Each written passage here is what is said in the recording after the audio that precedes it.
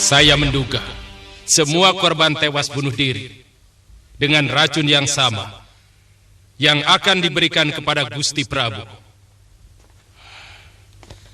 Dayang yang terbunuh dengan cunrik itu pun menyimpan bubuk racun yang sama. Sebaiknya kita tidak usah menyebarkan berita tentang adanya persekongkolan pembunuh raja yang ada dalam keraton Madangkara ini. Sebab ini bisa membuat semua orang menjadi resah dan membuat keadaan bertambah semakin runyam. Tugas kita hanya melaporkan hal itu. Apa mungkin kita bisa meredam mulut para dayang dan pengawal bawahan Pranaka? Harus diusahakan.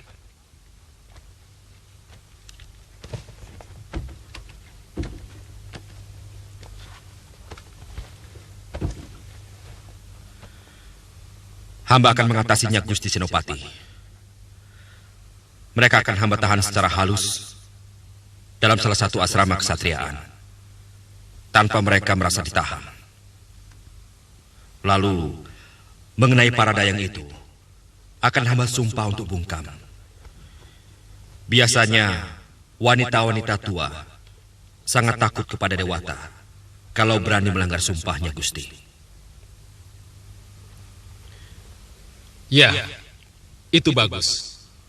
Aku yakin itu mudah diatasi.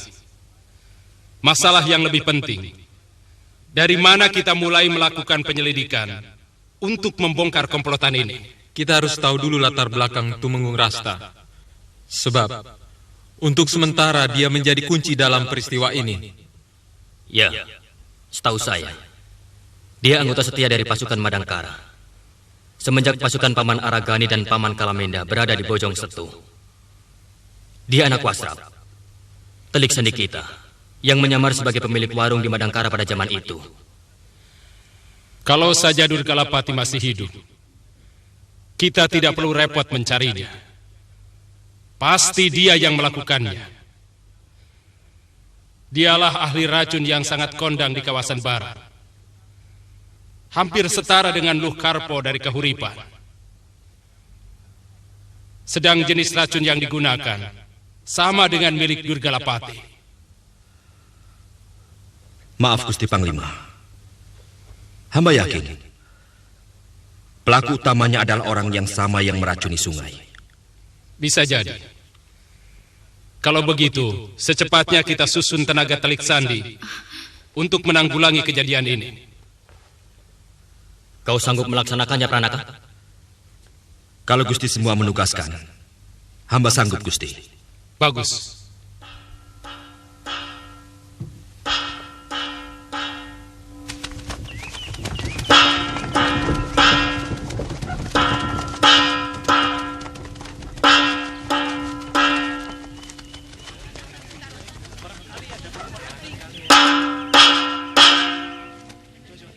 Mereka adalah pengkhianat-pengkhianat yang berusaha mau mengacau keraton. Pengkhianat-pengkhianat yang patut mendapatkan kebinasaannya sendiri. Ini adalah sebagai contoh bahwa untuk maksud jahat seperti itu akan mendapatkan ganjaran yang setimpal dari Bayangkari Raja. Semoga menjadi perhatian bagi kita semua untuk mendapatkan kedamaian di negeri kita sendiri.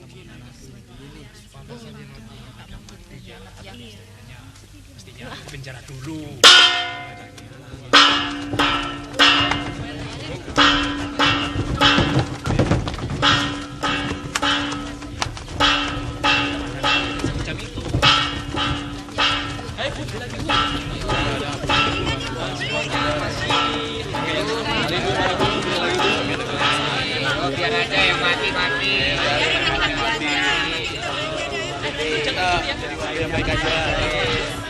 Hamba tidak bisa melaksanakan sesuatu yang tidak ada dalam undang-undang Madangkara.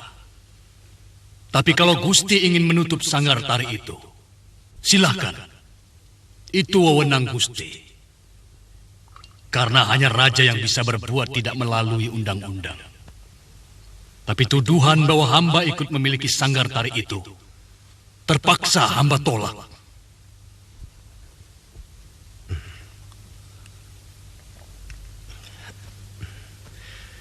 Berita itu dari Ranggalela, pengelola sanggar itu sendiri. Dan dia mengatakan bahwa pemilik sanggar itu adalah Paman. Gusti Prabu, akhir-akhir ini hamba merasa apa saja yang hamba lakukan selalu nampak salah di mata pemerintah. Maka dengan tulus, jabatan Mantri Pajak ini akan hamba serahkan kembali kepada Gusti Prabu.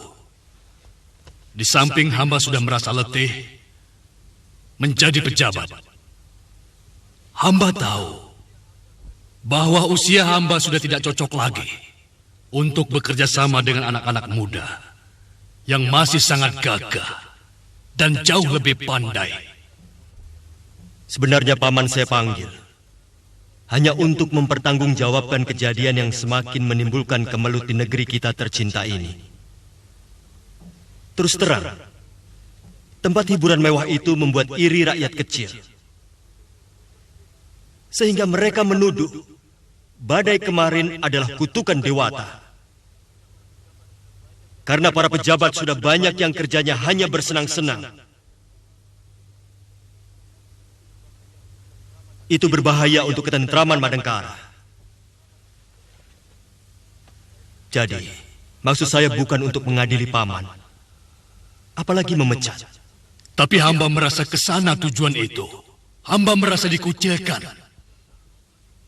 Karena selama ini hamba tidak pernah diajak atau diikutsertakan di dalam sidang paripurna para menteri. Padahal semestinya hamba harus ikut.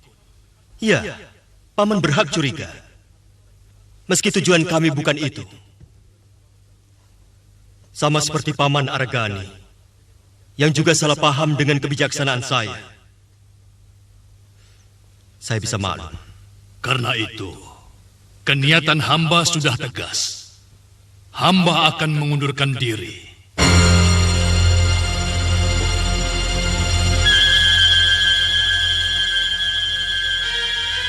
Juga Arya Wikalpa. Sebaiknya Paman Ranggatal tidak usah membawa-bawa paman saya. Nanda Kamasuta, bukan cuma saya yang kecewa. Banyak sekali pejabat.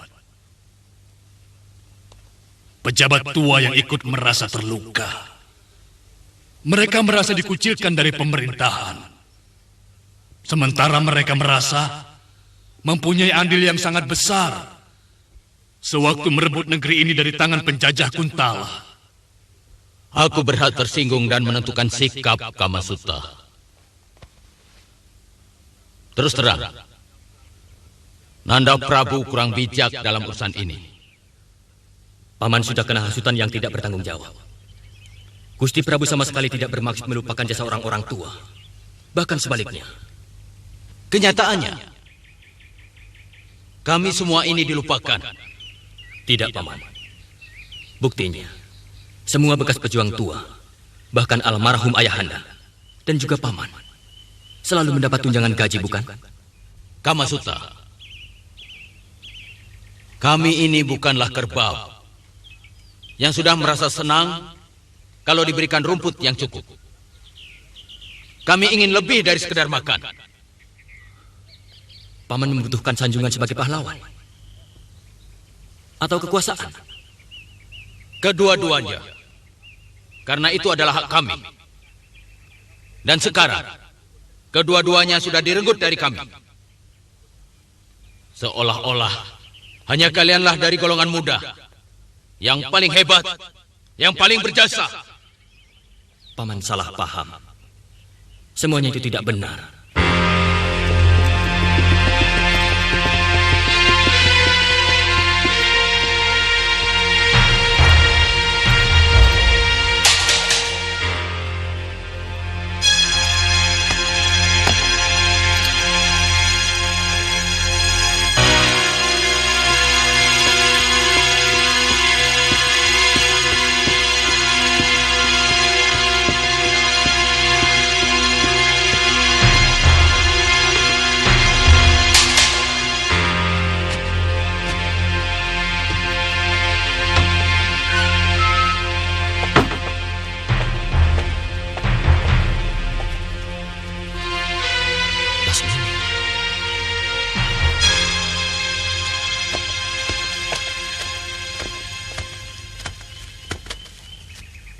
Paman Arya Wikalpa ada? Ada di dalam. Mari.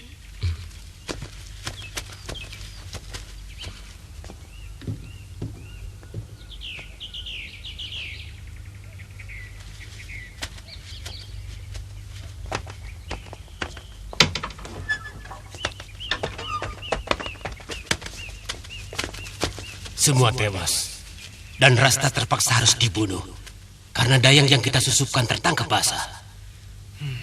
Sayang, padahal kami cukup lama mempersiapkan Rasta. Dia memang keturunan Telik Sandi. Bapaknya pernah menjadi Telik Sandi Aragani waktu Madangkara masih dikuasai Pangeran Damar Kencana. Sekarang, pasti orang yang disusupkan sebagai abdi dalam dan penjaga keraton akan diselidiki. Saya yakin mereka tidak mempunyai daftar pegawai yang dibuat secara cermat.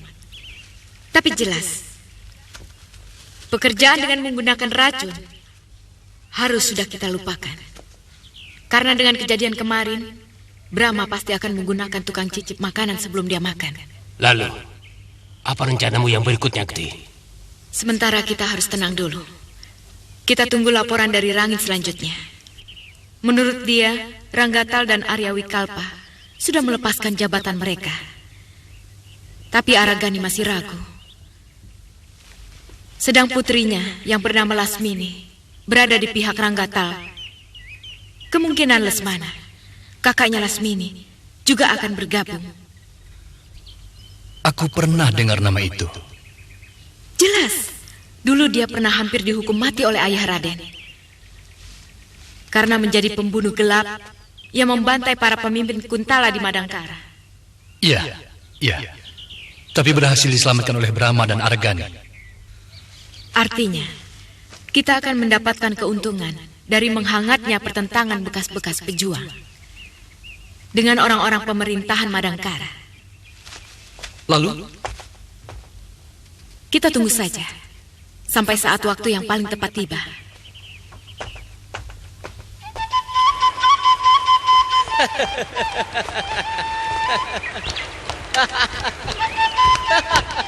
Guru, saya dapat kijang lagi. Terima kasih, Guru. Hanya ada 2 orang yang ahli dalam soal racun di tanah Pasundan ini. Yang pertama adalah Durgalapati. Yang satunya adik seperguruannya yang masih sepupu. Dia bernama Ki Busur.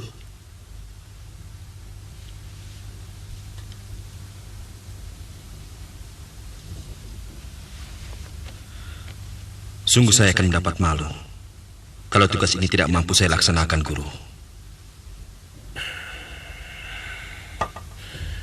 Tapi aku tidak tahu di mana sepupu Durgalapati itu berada.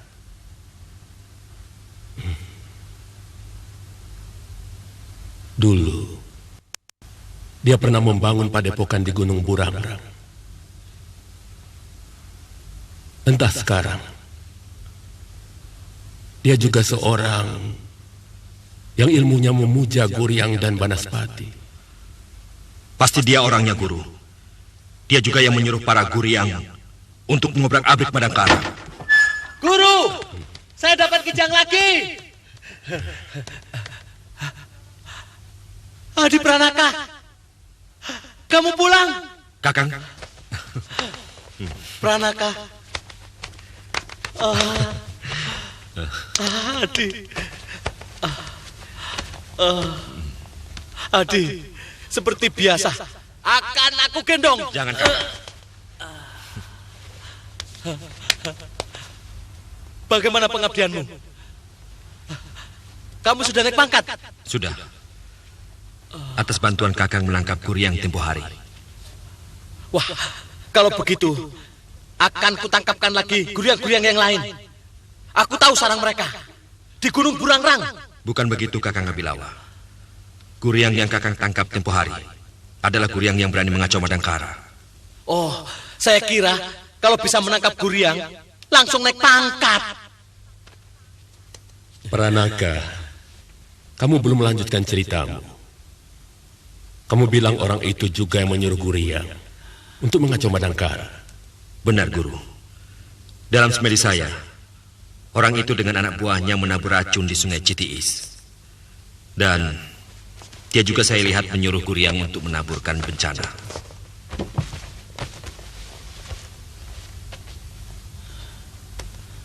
Orangnya kecil? Iya. Lebih pendek dari kamu? Iya. Sedikit lebih muda dari Guru. Matanya tajam dan agak licik. Pasti dia. Siapa dia, Guru? Saya siap menerima perintah. Apa? Nyamber saja kamu.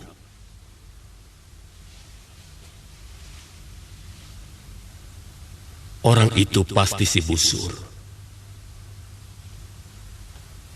Adiknya Durgalapati. Manusia licik.